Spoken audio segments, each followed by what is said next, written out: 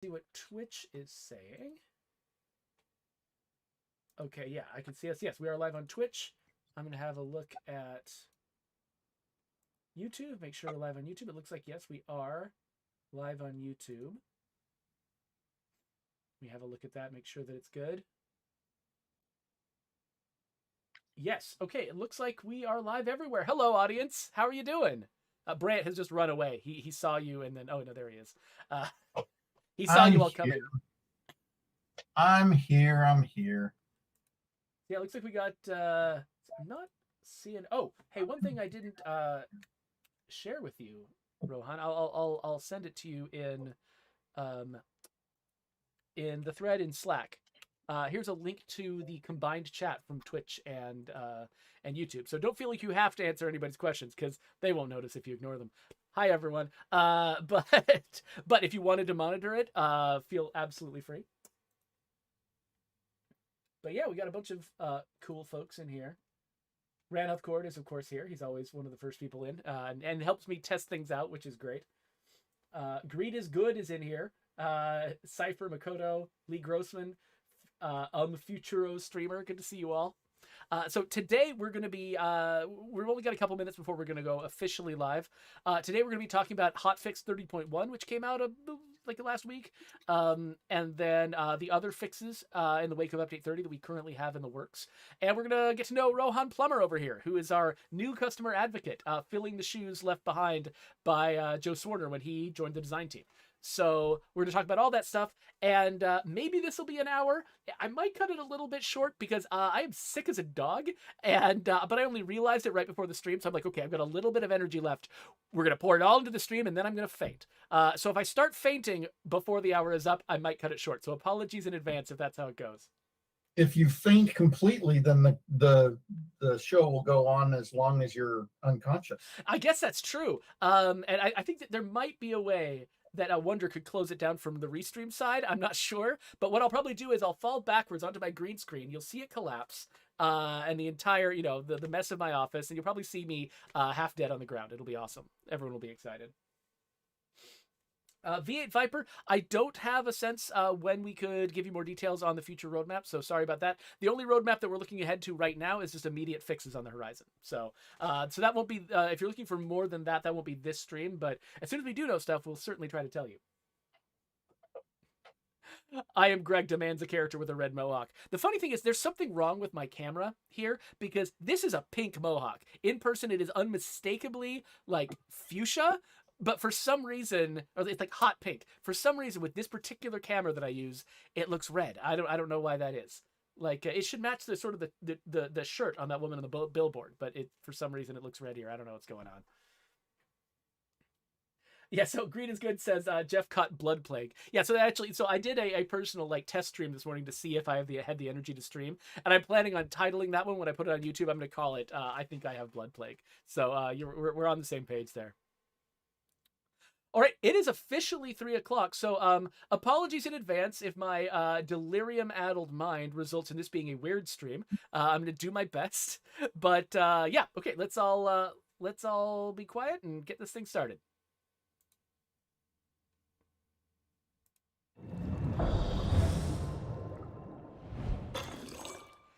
Hello, survivors, and welcome to the State of Decay 2 stream. I'm your host, Geoffrey Card, and today we're going to be talking about Hotfix 30.1 and all of the other work that we're doing to fix the issues that you reported that you found in Update 30. Along for the ride, or actually to participate and help me understand what's going on, is Rohan Plummer, our customer advocate. How you doing, Rohan? I'm doing really well today. I'm so sad that you're sick. Yeah, I was talking about that a little bit before the episode started. I am sick as a dog. There's a chance that this might be a little bit of a shorter stream if I don't have the energy to take it all the way to the end. But we're going to talk more about Rohan and his job later on because it's been a while since we've gone over what a customer advocate is and what these people are doing behind the scenes. And so I'd love to give Rohan the chance to sort of tell you about his job and we can all understand each other a little bit better. I've also got Brant Fitzgerald here, the art director on State of Decay 2. How are you doing, Brant? Hello, I'm doing fine. And I'm mildly sad that you're sick, but, Mostly Schadenfreude, though? Yeah. All right.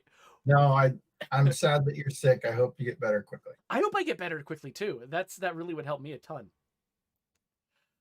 All right. So, last week, we released Hotfix 30.1, which is a very small patch that came out in the wake of Update 30. And I wanted to quickly go over what is in that hotfix, what we actually fixed, and it's actually a pretty short list. First off, we fixed the fact that the Bloodmobile had stuck around for a little while. Those of you who've been here watching our stream know we did this massive charity drive with the Red Cross that included adding a special ambulance into the game that you could call in over the radio called the Bloodmobile. And when we removed the Bloodmobile from the game when the charity event was over, we only removed it from the branch of the game that was about to go live. We didn't remove it from sort of the core branch of the game. So when it was time to like bring the update out, it went right back into the game again. So that was a mistake. So we've cut that out again. You can't get it anymore. And the other big change, which is actually probably a more important one, was we had a crash that was going on. Basically, there was an older bug where certain places, especially in Trumbull Valley, could cause an outfit item to go into your supply locker instead of going into your closet. And we fixed that bug, but some people had long-standing old supply locker outfits just sitting there from that old bug. And as a result of that, the new sorting system, when it came in to the supply locker with Update 30, had no idea how to handle those outfits, and it would just crash the game. So some people had these basically time bombs sitting there in their supply locker waiting to crash their game on us. And we were, totally freaked out about that. And so we fixed that one as soon as we possibly can. So right now, if you have been delaying coming back to the game because you were experiencing crashes in your community from opening your supply locker, please come back. Hotfix 30.1 is in, and you should have a working supply locker now. So that is Hotfix 30.1. But in the wake of Hotfix 30.1, we've got actually a whole raft of other fixes that we've been working on. Hotfix 30.1, with that fix to the supply locker crash, was really, really urgent for us to get out because there were a lot of people who were just unable to play the game. So we had to get that one out as quickly as possible. But there were actually a lot of other things that we wanted to tweak and fix in the wake of Update 30 that we're still working on right now. So you can expect, we don't have a date for it, but you can expect that there's going to be another hotfix sometime down the line. And we wanted to talk through the known issues that we've found or that you have generally reported to us so that we can let you know we are working on these, and you should expect a fix of these sometime in the future. So the first that we should bring up is actually the one that is the hardest for us to fix, which is floaty backpacks. Rohan, can you describe, so I have not actually experienced the floaty backpacks in the game. Can you describe what's actually going on with these things? Yeah, absolutely. So we're seeing just general, if someone goes to crouch and you could see that the backpack is completely lopsided from the NPC, or sorry, from the character model. And so when they go to stand back up, it looks almost completely detached. That's some of them. Some of them are just straight up floating off rip. Some of them are when you pick up the rucksack for any supplies or anything like that, it is just kind of hanging off of the player. Or if a player starts running, it is following behind them, but not actually attached to the character model. So that was and our community is definitely into the immersion portion of the game. So it's definitely a ton of tickets coming in about it, and mostly about it's completely taking me out of the game type of things. I don't know what's going on because that happens to me when I go hiking every time. Well, so actually, one of my La Coalición, one of our community leaders, basically, he sent us a video of somebody invented a backpack that reduces jostling by mounting the backpack on a frame, so the backpack moves in isolation from you, and it actually looked just like the bug. And so he was sharing that video with us. It got a big laugh around the audience.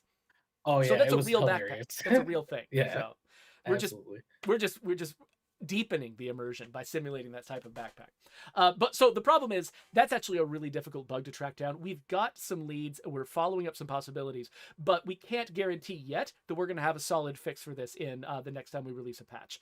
Just because this is one of those weird bugs. If those of you who've been with us for a really long time might remember our audio apocalypse bug from around update 3 or 4. And so yeah, Brant is looking traumatized a little bit from that one, because one of the things we did was we attempted, the problem was it was really difficult to just make that bug happen on purpose. And so when you can't make a bug happen on purpose, you try to fix it, but you don't know if you actually have, because you can't run through a set of reproduction steps and prove to yourself that you've actually fixed it. So I think we released, I don't remember what number it was. It might have been update 3.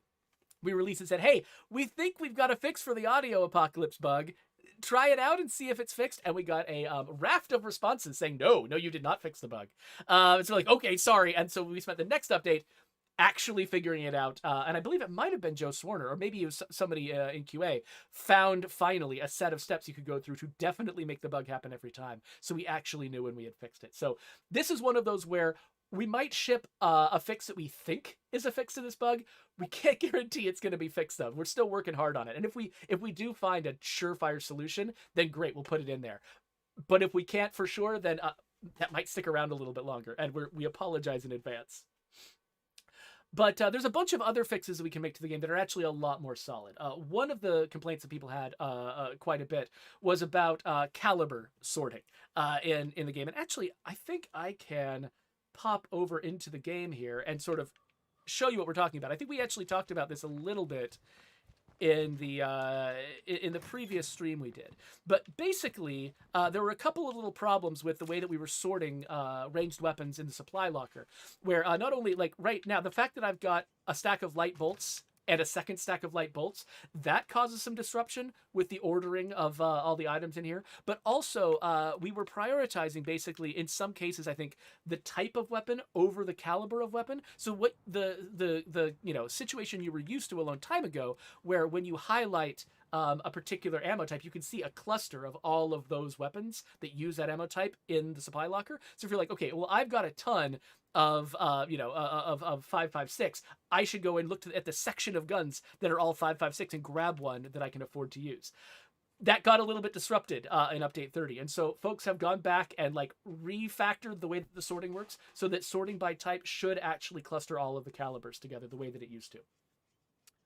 So that's one that we're working on. And also, we also fixed some issues with some of these sorting screens resorting multiple times. Like as you added things and subtracted things from the supply locker, sometimes things would resort and get scrambled around. We're also working on a fix for that. And finally, in the supply locker, people were also running into some performance issues. And like Rohan and Brent, like we've been sort of. I think we need to come up with some like amazing, ridiculous test save, because we will try out, like when we made these changes to the supply locker, we will try out the game a bunch of different ways. But the thing we can never quite try out is what a save game looks like out in the wild. And some people out there had literally thousands of guns in their supply locker, which I think is something we didn't test. I don't think we tested, like we might have tested hundreds of guns. We didn't test 10,000 guns. And there's some folks out there who had so much stuff in their supply locker that basically the game would just grind to a crawl whenever they opened it up. So we've had another look at it. We've made some fixes. Hopefully those of you who've got that problem should see that resolved.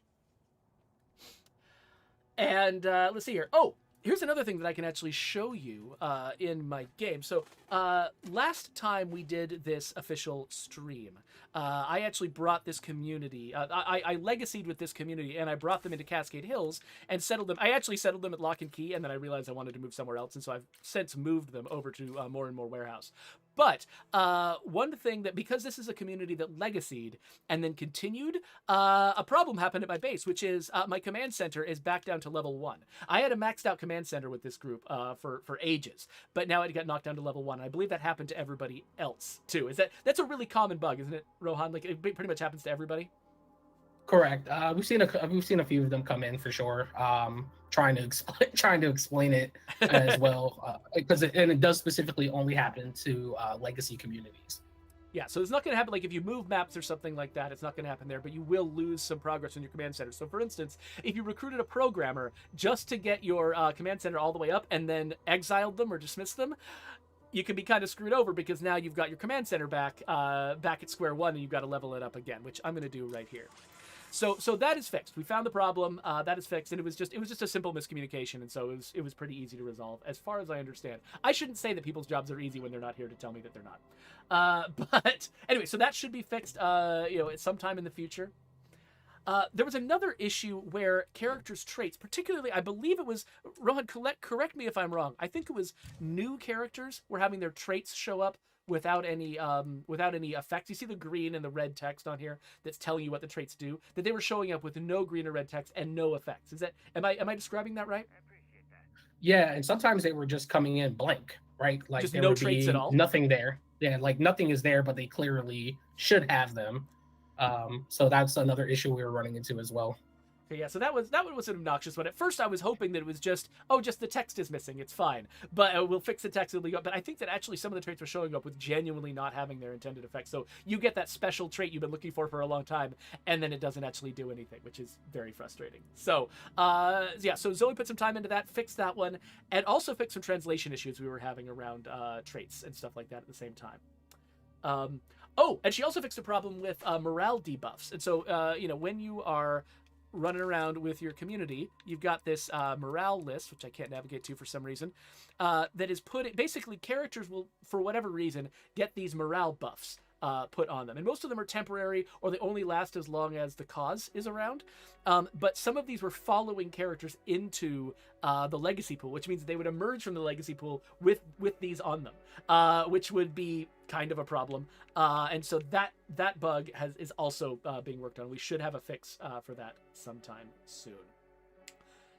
There was another one that I had not experienced, which was with mods. Let me actually quickly run over here and see. Okay, let's see what kind of weapon mods I've got down here. Do I have multiple mods of the same type?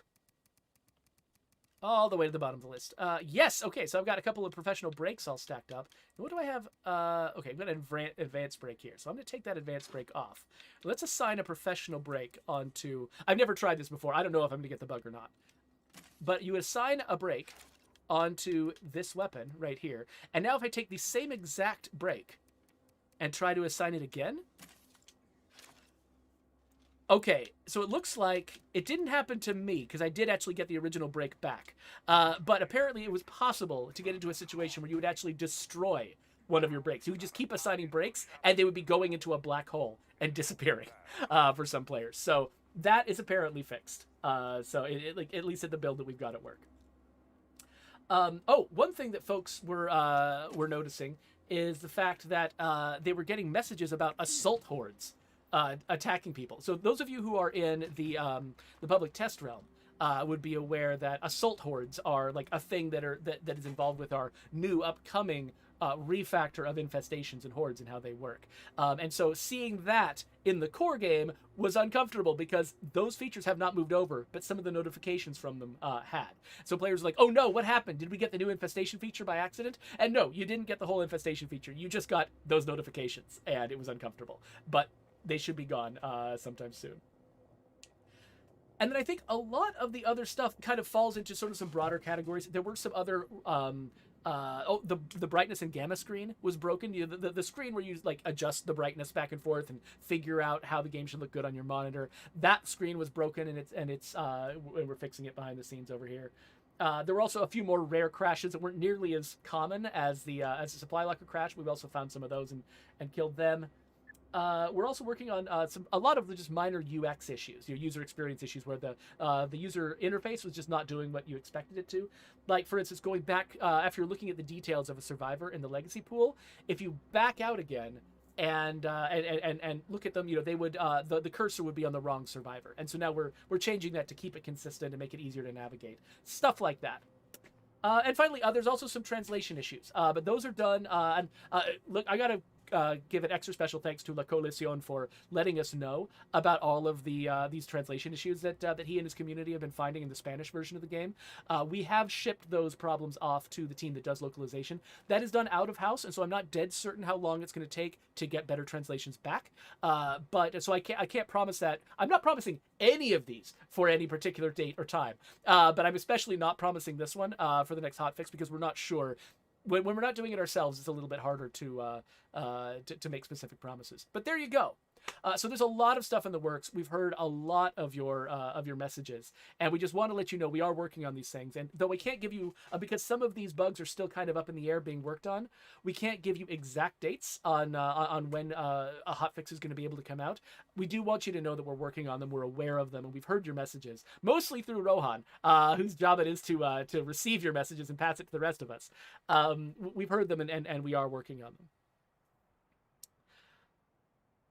So let's see. So we've gotten a bunch of questions from the chat, but I've also why don't we spend just a sec answering some questions from the chat, and then we'll move on to interviewing Rohan about what his job is.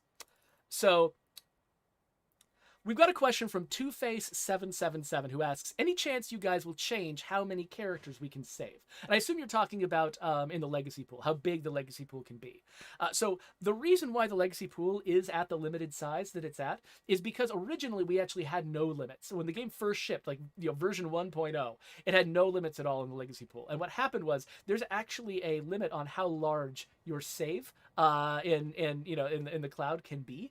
And because people just kept completing legacies and saving characters and saving characters and saving characters, some of them got their save files so big that the game literally couldn't save anymore. And that was a problem. We couldn't have the game unable to save. And so we had to apply a limit to it. So 50 seemed like a safe limit. And so far it's been serving us well. So we're not feeling like a huge urge to try to increase that because of the potential negative consequences. So you might have to be kind of judicious about who you save where. Luckily, you do have 5 active save slots now that you can, have people actually living in active communities. So that you do have a little bit more room for characters than you had in the past. But yeah, so that's the reason for it. So, I hope you'll forgive us being a little bit cautious about making changes there when last time the consequences were so dire. Let's see here.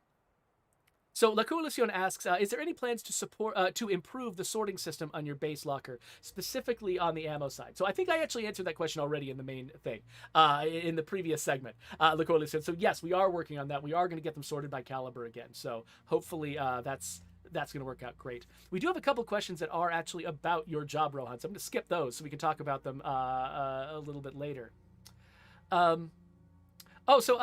Interesting. So Pepe Le Pew, I think is how we're meant to pronounce that name, asks, out of curiosity, why do they speak a lot of Spanish in the game? They're okay with it. They were just curious. That's actually kind of interesting. So basically, the way that that our writing for our characters worked was, our lead writer Andy would write lines for a couple of the voices in the game, but then he actually hired a bunch of contract writers who came from a lot of different backgrounds and from a lot of different communities, and asked them to write the voices of the characters who lined up with sort of their life experience. And so we had different writers writing different characters' voices. And so for one of our voices in particular was meant to represent people who grew up in the American Southwest, who maybe spoke a lot of Spanish in their day-to-day life, and we had a writer who wrote, who was familiar with that community and could write, in that kind of sort of mixed dialect. And so a lot of our lines are in that mixed dialect because that was the kind of sort of background we were trying to represent with that character. So yeah, I think it put a lot of effort into trying to sort of represent a broad swath of the American experience, and that was one of the examples. Let's see here.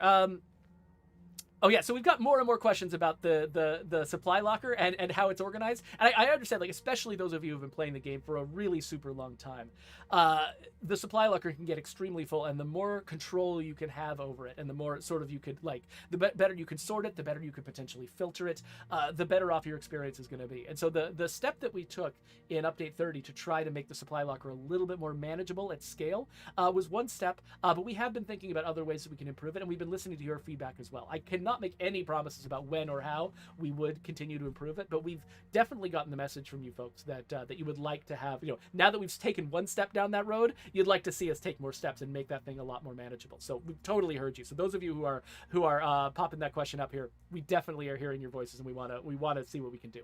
But again, especially as someone who's not on the team, I can't make you any promises on exactly what that's going to be. Let's see here. So Adam Survives wants to know, was the random number generator worked on the game? Because it seems like it's different.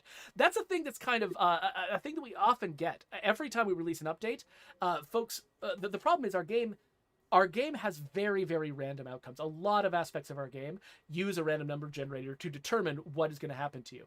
And it's a very spiky experience. Sometimes you'll just hit a huge pile of zombies. When I was preparing for this stream, I ran into a situation where there were like 4 ferals just jumped on me out of nowhere for no reason. And that happened right as I was beginning the game. So it'd be very easy for me to think, oh crap, Update 30 just added 1 million ferals to the game, because the first thing that happened to me afterwards was a feral invasion.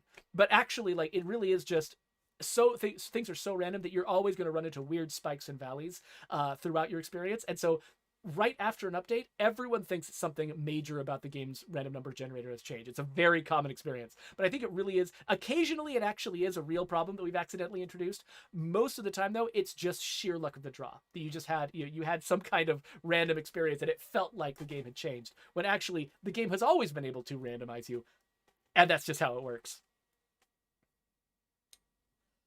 All right. Let's get started talking with our guest. So, this is Rohan Plummer. He is a customer advocate for State of Decay 2, and the first time we ever talked on the stream about customer advocacy, it was actually with Joe Swarner. It was before he even worked at Undead Labs. He was a Microsoft guy who had been assigned to our team to do customer advocacy for our game. And we brought him in and we interviewed him, and later on, we ended up hiring the guy full time, brought him in, made him the co-host of the stream. And so he's had a storied career moving on into being on the design team now for State of Decay 2. But the customer advocacy still has to happen. Just because, we're not going to ask Joe to do like 3 different jobs at once. And so we hired a new customer advocate, and that is Rohan Plummer. How are you doing, Rohan? I'm doing really well. I'm really loving being here right now. Well, we are loving having you because your job is so essential to the process. Whenever we release an update in particular, but also just in general, having someone like you on the team is just like an indispensable part of our process. But I should probably ask you to explain to the audience what your job actually is. They can probably figure out some of it from the name Customer Advocate, but a lot of them weren't here when Joe explained it for the first time. And so we should let you, sort of pitch them on like what your job is and what it's for. Sure, absolutely. I'm still figuring out what I do here every single day. So I would say it's a little bit like anyone familiar with like the customer service side of ticketing service. That's a big part of it, obviously. A little bit of QA, that's also a part of it, and a little bit of marketing as well, right? Being a part of this stream is a part of my job, right? But definitely something I volunteered for. It's something that I enjoy, and something that it's very much like, I don't know, it's just like I get to be flexible and kind of dip my hand in and wear many, many hats. And but a good portion of it is just looking at those requests coming in, those tickets coming in, and I have a huge notebook full of all the issues that you guys write in about, and just very much like then I go to our folks who work on the game and say, hey, these are the most significant things. Here are the game-breaking things. Here are like the immersion things. Here are like the scripting things, and this is how we should maybe prioritize going forward. So that's really a big portion of my job. So yeah, so when you talk about the tickets coming in, where they're coming in from is support.stateofdecay.com. I put a link above your head right there so people know what we're talking about. So if you go to support.stateofdecay.com, one of the options you have there, among several other things, is to lodge a support ticket. And so when a support ticket, when somebody, clicks that link and they say, okay, I'm going to write a support ticket, what happens to that ticket? They write up, oh, this is what's happening to me in the game. Maybe they attach some media or something to show you what's going on. And that goes to you. What happens next? What happens is we'll depending on the issue being related to us, it's usually, we'll ask a few troubleshooting questions. We'll see if it's something as, nefarious as, the crashing that occurred, and, really, really prioritize what is really important in that moment. The tickets do come in through a secondary system for those who might be familiar with like Zendesk. So it's just very much like constantly getting bombarded and trying to manage all of it as best as we can here on our end. Okay, so you're like gathering all these tickets, sorting them. You're reading every single one of like you are the one person that is reading every single one of them. It's not like we've got like a phone bank like full of people or something like that. It's just you. And so you're sorting through all of these, you're prioritizing them, and then I remember when I was the design director on State of Decay 2, we had this regular weekly meeting with Joe back when he was in your position, where basically he would just bubble up to us whatever the most important stuff that was going on with the audience. He would always like bring everything up and advocate, and that's like part of why your name, why the job title is what it is. He would advocate for the customers, like a lot of people. And people should bear this in mind. When you're writing a support ticket in, you're not writing directly to say me, or Brant. Like if you're mad at one of us for something that we did in the game, your ticket is not going to us directly. So all of your urges to like rant and rave, they're not hitting us. You're not damaging us at all. What you're doing is sending them to Rohan, whose job it is to be on your side. And so like your entire job is to basically be the voice in the room that's saying, hey, the customers are experiencing this and we need to take it seriously. And if we're all off on our own little world worrying about the features that we want to build and we're up in dreamland, your job is to say, no, the customers said this. And we don't get to sort of move on and ignore that stuff. So you're on their side. Yeah, absolutely. I'm always even for every person who curses me out in 3 different languages, I am at the end of it, I just try and understand that, I try to understand how much art means to somebody and how it can impact someone, and have a lot of empathy and go like, I don't know if this is the only game you play. I don't know if this is how you unwind. I don't know if, this game helped you get through a messy divorce, or, so for me, I because people love this game, and it's so refreshing to see this studio just be so community focused, that I really internalize it and embody it and try to go like, yeah, you just cursed me out in Russian and it's cool. But I do understand that, hey, you're actually having a problem. And my job at that point is to just, try and de-escalate you from maybe never curse at me again. But also to just go, I recognize that you have a problem, and here's if we already know about it and we're working on it, or here's like, oh, that is so serious or so important to you that this is on the list of things that we have to get to as soon as possible.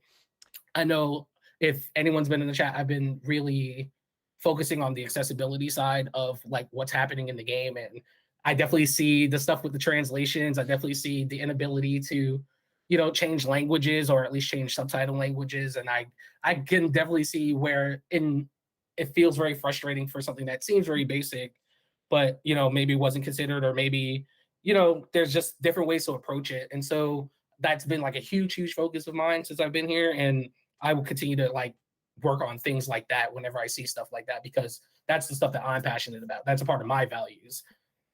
I love the way you described your thought process there, because I think, if somebody was writing like a job description for what you're doing, they should probably include like the patience of Job, like among the qualifications. But it sounds like you've actually thought through like, like a way to think about the feedback that you're getting on behalf of the rest of us on the team. That sort of like, it gives you the ability to sort of like to step outside of the feeling of like, oh, somebody's yelling at me, which can naturally, I think in most people, engender sort of a hostile, angry response, or a frustrated or a sad or depressed response. But I love the way you described how you sort of separate yourself from that. You're just like, okay, let me think about this person's perspective. Why are they upset? Why are they angry? And once you understand that, that gives you the power to like to let it roll off your back, and then you can just sit there and be a professional and talk them through the problem and get them a solution a lot of the time, which I think there are so many. I mean, your job absolutely requires it, but I feel like everyone's job would probably get smoother if people were better able to do that kind of thing.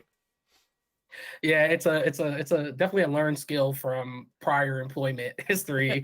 To definitely, I just don't let things like that bother me, because I know that in that moment it's just a real emotional, visceral response, and that at the end of it, it comes from a place of you just really love this game, and I can't be mad. I can't be too upset at the passion. If it gets a little too crazy, I might put you in timeout for a little bit, but for the most part, it's always just acknowledgement and just letting you know, like, I get you. And it's never, we try to avoid as many of the generic macro emails, like as much as we can, like if we can.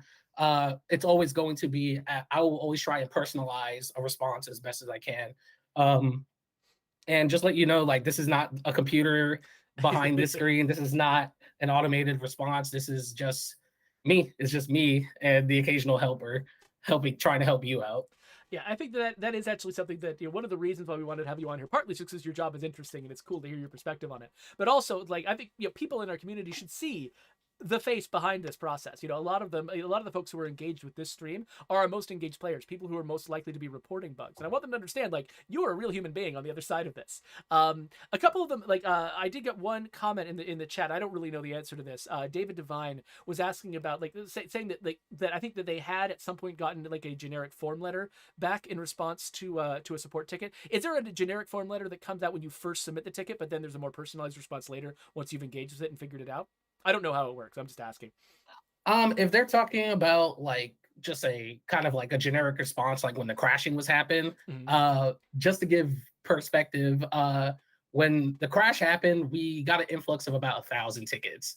So as much as so if you got a response to it where it's just like, hey, we are very much aware of this and we're working on a fix, that's kind of the only way. That's the only way I can respond to you, because I don't program. I'm not in the trenches with everyone else who is working so hard and tirelessly to make sure that the crashing stops happening.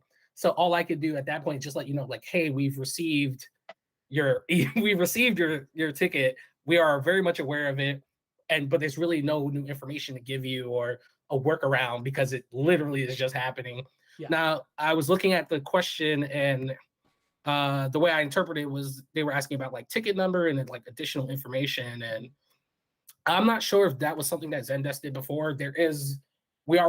I'm currently working in the beta of Zendesk, so I don't know if that is something that has been taken away and that was something that was already there, or if that's something I'll need to manually add myself. But I'm more than happy to make it a lot more formal if it helps you feel better about it and makes things a little more organized. Because for us, the ticket numbers and things are usually attached to those responses, just for perspective. So you all just saw it live, folks. Rohan just received feedback from someone, and he just listened, took it seriously, and offered them a solution. Go to support.statedocay.com and send Rohan tickets if you're running into problems.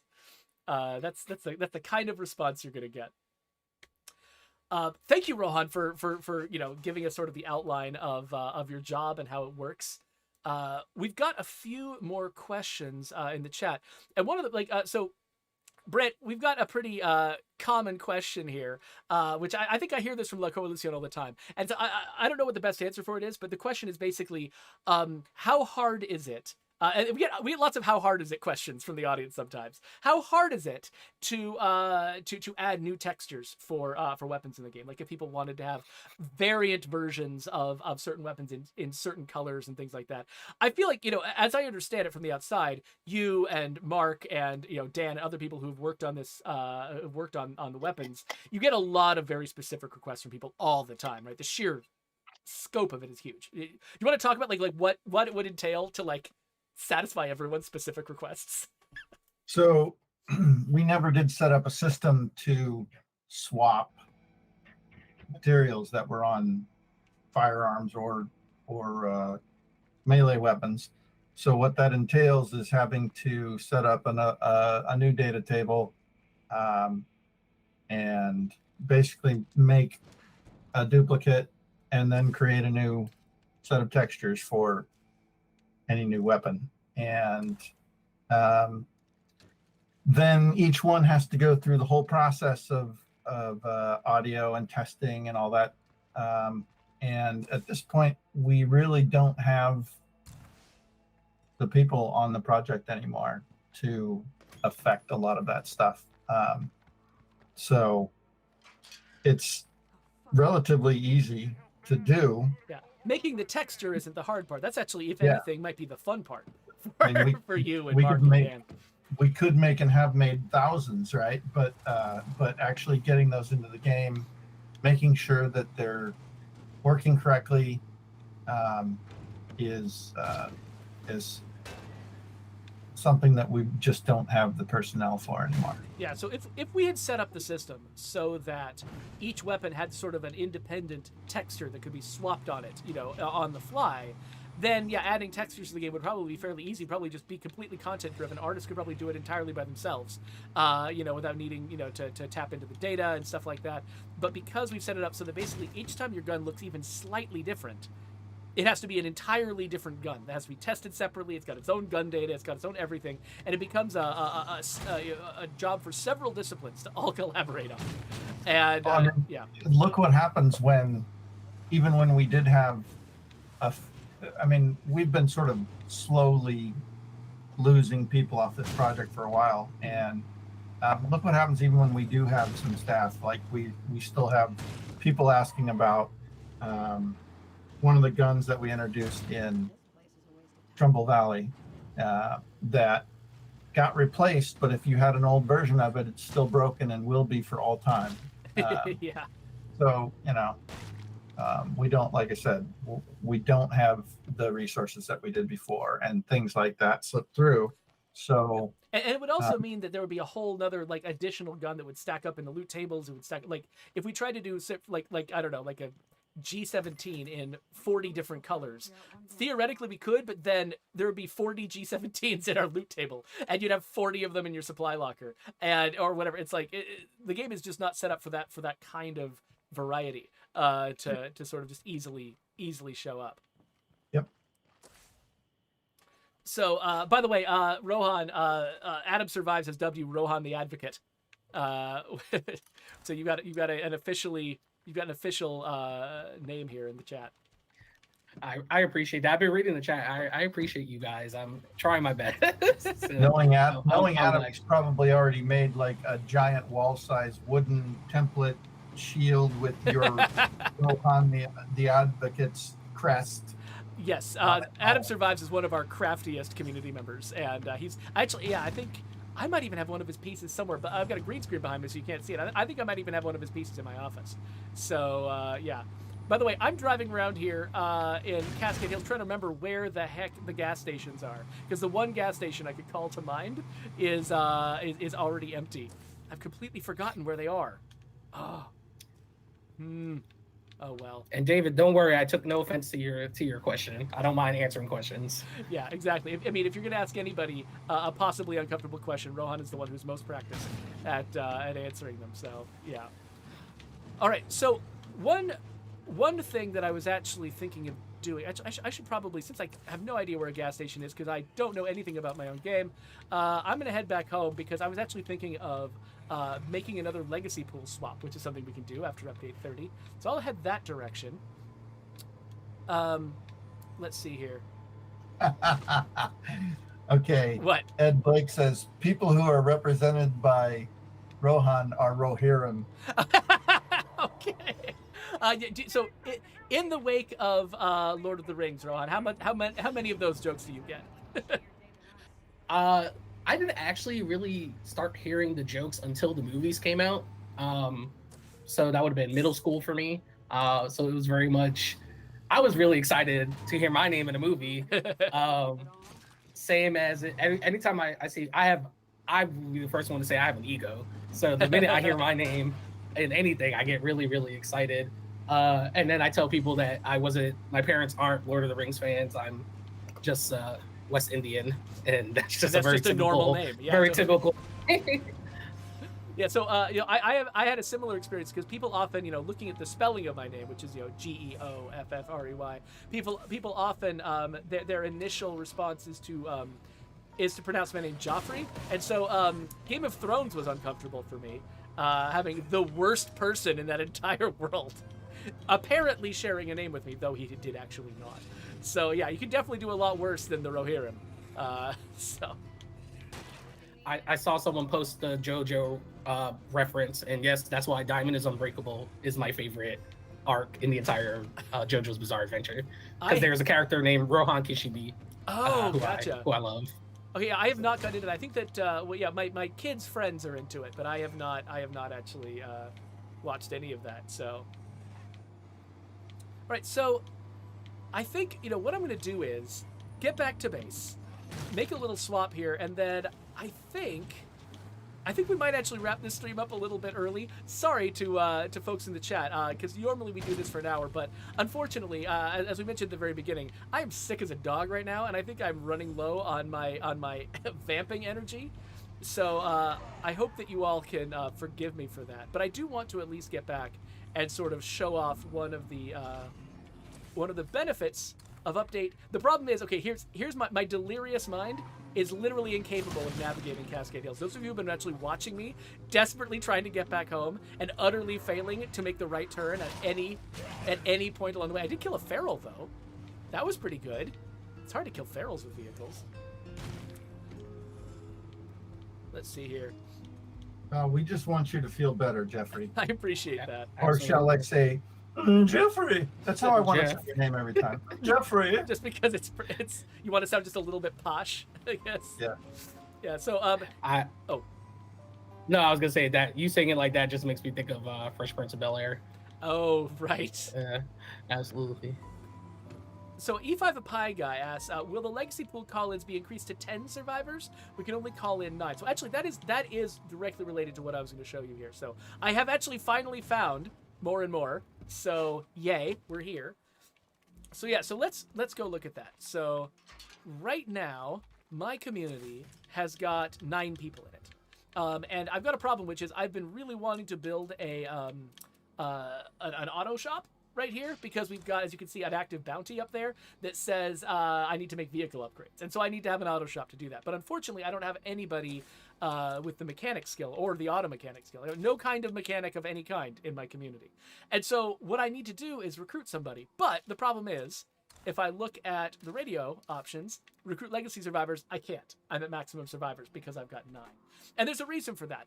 And it's a little bit elaborate to explain, and I'm probably not going to fully explain it right now, but basically, we've got a soft cap and a hard cap on our population, which basically means you can technically have up to 12 survivors in your community. But we've got a lot of limits placed on that, because it's possible for, basically, if you've got a recruit mission active at any given time, and then you hit the limit, that mission will stick around. And that mission will absolutely try to shove characters into your community when you complete it. And so it's possible, because of the way the mission system works, it's easy for the game to accidentally give you up to 3 extra survivors that are above and beyond the normal limits. And so if we just had a normal population cap at 12, you could get up to 15, and then there's a bunch of systems in the game that all assume you only have 12 characters. And so they would all break if you got up above 12. And it would be a disaster, and we don't want that to happen. So, what we have is we set a hard limit at 12, but a soft limit at 9. So nothing in the game will get you above 9, so that if a mission is left over, it still has 3 slots to fill you up to 12. This is a silly way for it to work. We shouldn't have done it this way. But we did, and we're kind of stuck with it for a while, unless we want to uproot a bunch of systems in the game and redo them to be flexible and handle a larger number of characters. So, this is a thing that, I think everyone on the team recognizes that this is a thing that could be a lot better, and we would love to fix it. We just need to find the right opportunity, and I can't promise we will. We need to find the right opportunity where it's worth sort of spending the sheer amount of time and risk, because, Update 30 came out, you saw there were bugs in that, because when you're making changes to enormous systems, it's very easy for a bunch of little problems to sneak in that you never noticed. To take on the risk that it would involve to uproot all of those systems and redo them for a larger number of characters, it would be rough. And so, yeah, so that is why we've got the limits the way we have them.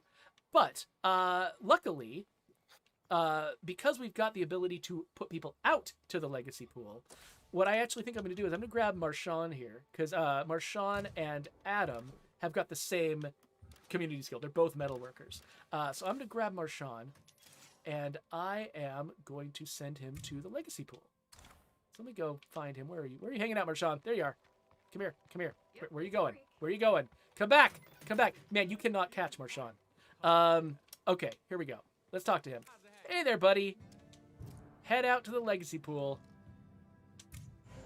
Okay, so now Marshawn is still with my game. I can still get him back anytime I want to. He's just going to the legacy pool. But now, I believe... He's going on vacation. He's going on vacation, exactly. So now, I can recruit a legacy survivor. So I'm going to select that. Someone answers, I am exactly that annoying, so speak up already. Okay, and so now I'm going to look by community skill. I'm going to sort everybody by community skill. So we got electronics people, programming, computers, construction, cooking, metalwork. I'm looking for engineering and auto mechanics. Ah, there's engineering. Auto mechanics has got to be somewhere close. There we are. We've got a couple of auto mechanics here. We've got Fraser and Chris. So I think I'll grab Fraser. She hasn't had as much experience. And so now Fraser should just be in our community. Yep, she's already here. She's just here with us. Let's switch to her, actually. Check out what she's got.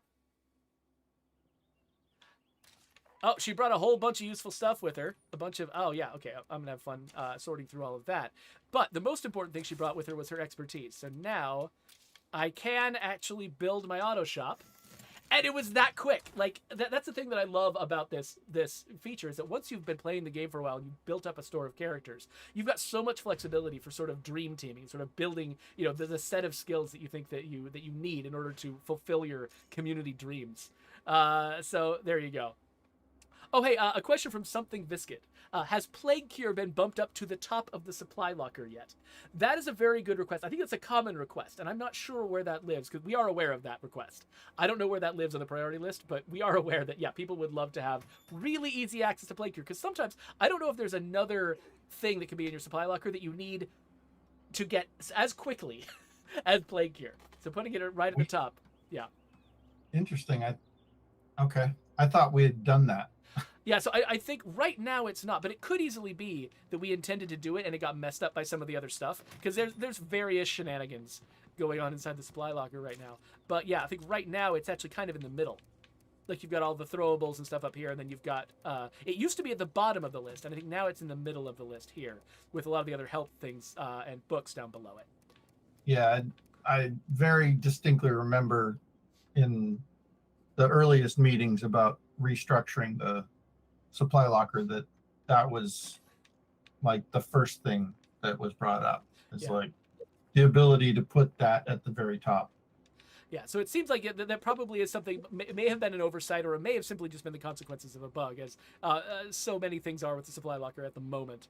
But yeah, thank you for reminding us of that, though, because that's really important for us. Because, you know, like for instance, you know, one of my favorite UX decisions that anyone made, I forgot whose suggestion it was, but the idea was that when you interact with the trunk of your vehicle and you've got a rucksack on your back, highlight the rucksack first, so it's easy to instantly put it in your vehicle. We always do that, and it's sort of in like the fact that I always know that I can trust for that to happen is such an invisible benefit, because so often, like, I'm carrying a rucksack on my back, I hear a feral coming at me, and I'm like, I got to get rid of this rucksack as fast as I can, so I just run to my trunk, dump it in, and it's just so quick because it's just automatic. And little tiny choices like that, like putting the Plague Cure at the top of the list, would be another choice like that, where it's just, you just make it effortlessly easy to do a thing that everyone wants to do all the time, but doesn't necessarily think all the time that that's what they want to do. It's some of the cleverest UX decisions, I think, end up in places like that. All right. I think I'm at the end of my rope. Thank you, everybody, and thank you so much, Rohan and Brant, for coming in here and chatting with us.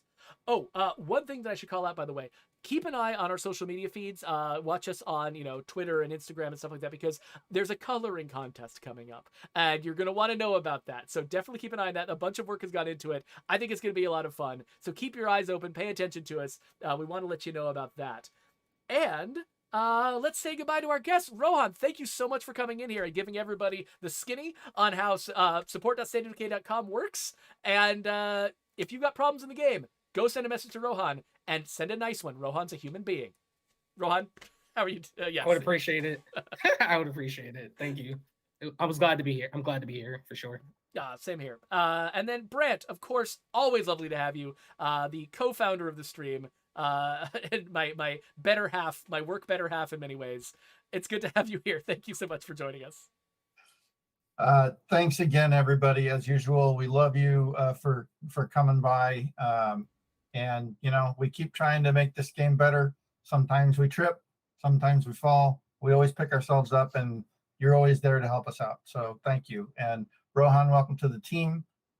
Geoffrey, get better and go to sleep and drink water. Oh yeah, actually, I noticed earlier today that this water bottle actually does remarkably well with the green screen. It's got a little bit of sparkles, but it's not as bad as I thought it would be. Anyway, thank you for the reminder to hydrate, Brant. And everybody hydrate. Everybody watching right now, grab a glass of water. You need it. I love it, by the way. So I've got myself mirrored on the stream, so you can see that Heartland is written backwards on my thing. Anyway, what am I talking about? Let's get out of here. So our next stream is going to be on September 19th. That's only 1 week away. We're off the normal schedule because of Labor Day this month. So pay attention to that. Joe Swarner is going to be bringing in some special guests from the community. So I'm looking forward to that. You should all look forward to that too. And we'll get out of here. All right. In 20 seconds. Peace out, y'all. An awkward 20 seconds. This is an awkward 20 seconds. I should just vomit this entire time. No. Please don't do that. That wouldn't be cool, Geoffrey. It would be like ASMR or something, right? Maybe the exact opposite of that. Oh, is that not how that works? I don't really know. I think that wasn't it? Which movie was it where one person barfed and everybody Barf was Oh, I it? don't remember. Oh, yeah, I know what you're talking I know that's a about. Family Guy skit. I know that's a Family Guy skit.